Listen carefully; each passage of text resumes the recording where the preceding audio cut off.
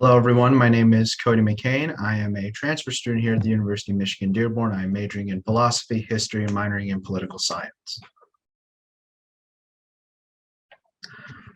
Before I came to the University of Michigan Dearborn, I was actually unsure if college was right for me. I definitely knew that high school was not. I actually graduated high school 6 months early because I was just so done with high school. So I didn't know if I wanted to really do college. There was a lot of angst and anxiety over that. So I went to OCC instead. This is a community college in Oakland County. It was this gradual introduction to courses that was really helpful. And there I was able to earn my associates in the arts in the winter of 2020 when the pandemic began. After I got accepted into the University of Michigan Dearborn, there were a few key experiences that I had there. One of these was actually the Talent Gateway. This was one of the key reasons why I chose Dearborn over Ann Arbor, was I did a lot of research into the differences between Dearborn and Ann Arbor, and I realized that I needed this because I didn't really know what I wanted to do with a college education. So the Talent Gateway was able to give me the focus for my career goals, and it made me seriously think about what I wanted to do with my life. I had the skills. It was a matter of applying those and having a purpose for those skills. That's where I was struggling really, really hard to get something out of that. One of the things that I knew I should do immediately that I always aspired to do in elementary school, middle school, and high school, but never did was student government or some sort of student council. And ever since joining it, I've easily spent the most time doing this. It was a way for me to overcome my social anxiety, get out of my head a little bit more with this angst over whether or not a post-secondary education was for me, and actually get some friends in the process. And it was also something that helped me replace scouting. I am an Eagle Scout, and I needed something that gave me that moral vision. And student government was exactly that. And by most time, I have done near everything in student government. I was the Speaker of the Senate in winter 2021. I've chaired multiple committees. I've chaired Students of Michigan. This is a steering committee for all the student governments in the U of M system. I also was a key part of Fund Our Future. This was a movement between all three campuses that got $10 million in funding for both Dearborn and Flint, as well as an extension of the Go Blue Guarantee. I am currently the de facto parliamentarian and chair of rules and ethics. I even proposed a rewrite to our entire set of governing documents.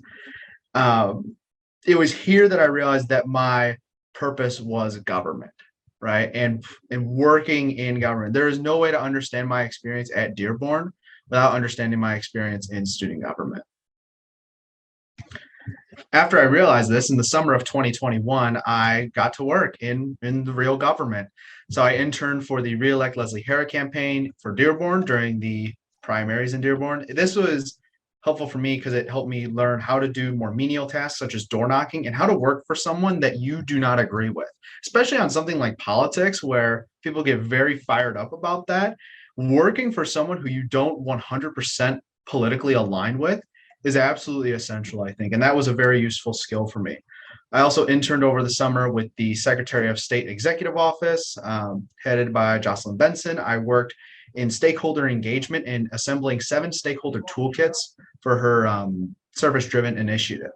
And it was only one class that I took here at Dearborn. It was my foundations course. It was Who Owns the Past, taught by Professor Chenoweth in the anthropology department. And that gave me the language to talk about stakeholder engagement. Before that course, I had no idea what stakeholder engagement was. But it was that course that gave me the language and the skills to be able to talk about that in a very professional manner. And I was in the executive office was super impressed with me that I knew what I was talking about.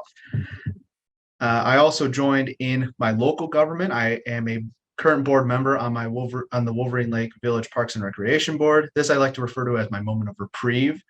It's sort of a more chill, more relaxed environment where it's more simple things such as, hey, let's do the yearly corn roast or the snacks with Santa or the Easter bunny, things that are not so high stakes. So it's not really politically charged as sometimes it can get with like campus politics or state and city level politics. Also here at Dearborn, something that I took advantage of in community college as well was office hours and connecting with the professors. This was only possible due to the small class sizes. And it was the relationships here that I built within those office hours that came out of office hours. And we were able to be more candid with our thoughts in office hours and be able to apply those in the classroom. We were able to make inside jokes within office hours and bring those into the classroom. And for things like philosophy and history that are a lot more, that can get really theoretical really fast, this is absolutely essential, I think. And being able to do that here at Dearborn was very, very key, I think. Again, that's one of those things where there's no Dearborn experience without being able to go to office hours and talk to my professors in a more candid manner about the more conceptual components of what I'm learning in my courses. My first point of advice for doing this, even though it's only been a year here that I've transferred from OCC to Dearborn, is being informed, not being right. Until recently, I learned that I have never apologized for anything. I've always said sorry.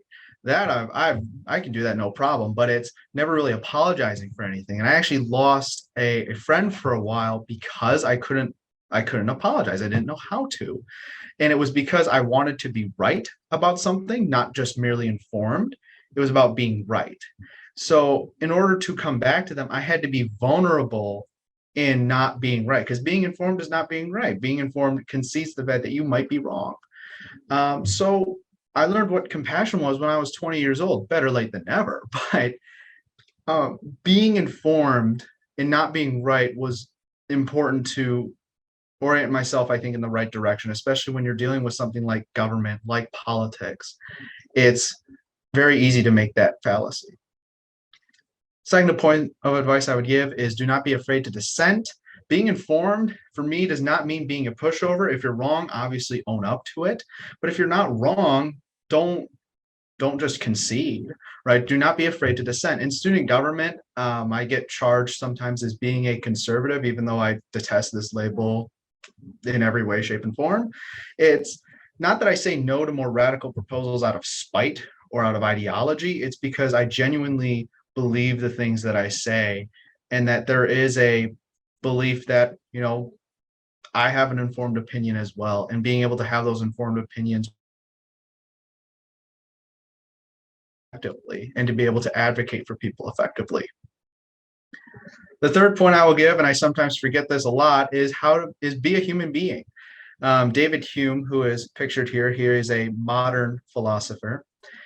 He says that when he's talking about nature, he says, be a philosopher, but amidst all your philosophy, be still a man.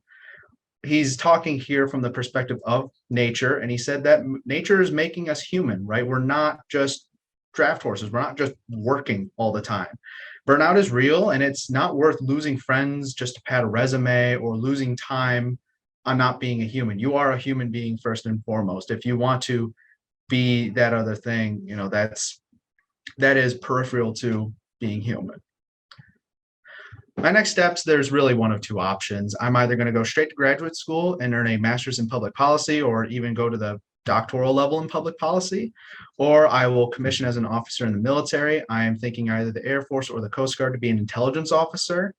It's not a matter of if for me with going to graduate school, it's a matter of when. I think that the military commissioning as an officer is a great way to not only gain experience with the government, but also gain military benefits, as well as key experience in working in intelligence. I'm excited to spend my last year here at U of M Dearborn. Thank you.